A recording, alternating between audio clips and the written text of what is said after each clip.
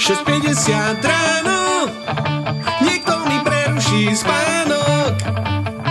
Asi sa mi sníva, to nemôže byť naozaj, veď ja tu nebývam, včera bolo ešte fajn.